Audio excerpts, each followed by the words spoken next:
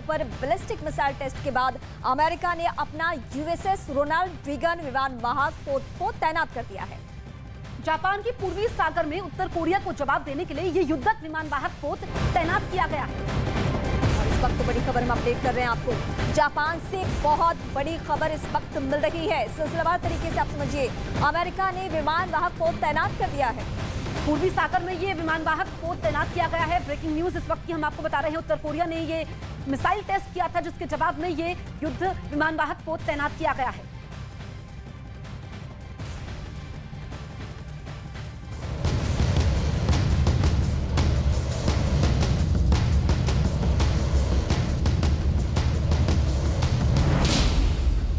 North Korea की missile test से बजी खतरे की घंटी।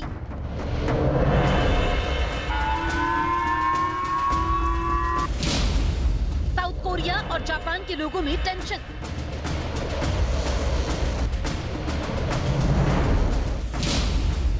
किम जोंग की सेना के निशाने पर कौन?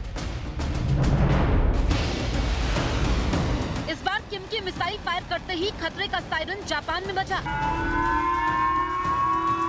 क्योंकि कहा जा रहा है कि प्योंगयांग से दागी गई मिसाइल जापान के ऊपर से होकर गुजरी, जो बाद में प्रशांत महासागर में जाकर गिर गई। खबरें हैं कि प्योंगयांग को किम परमाणु हमले के ग्राउंड के तौर पर तैयार कर रहे हैं। किम के इस मिसाइल परीक्षण ने साफ कर दिया है कि उत्तर कोरिया लगातार अपने पड़ोसी देशों के खिलाफ आक्रामक रवैया अपना रहा है।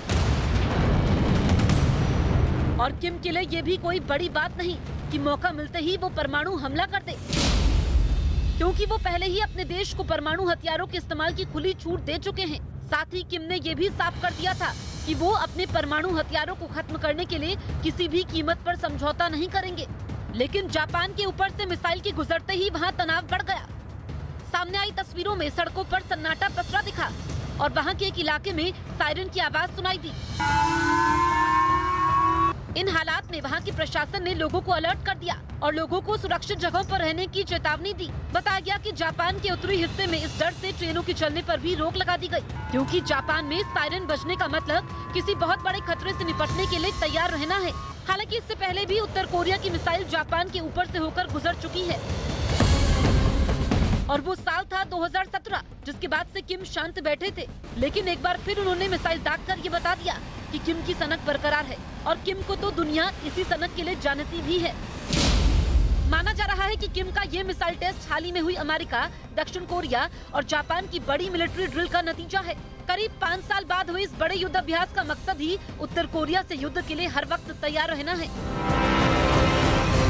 ताकि अगर किम ने दक्षिण कोरिया की तरफ आंख उठाकर देखने की जरूरत की तो उसे करारा जवाब दिया जा सके।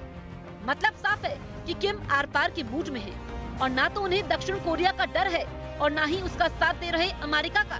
इसीलिए किम के आदेश पर ये बैलिस्टिक मिसाइल दागी गई, जो जापान के हवाई क्षेत्र से होकर गुजरी और कई हजार किलोमीटर का सफर तय करने के बाद प्रशांत महासागर में जाकर गिरी।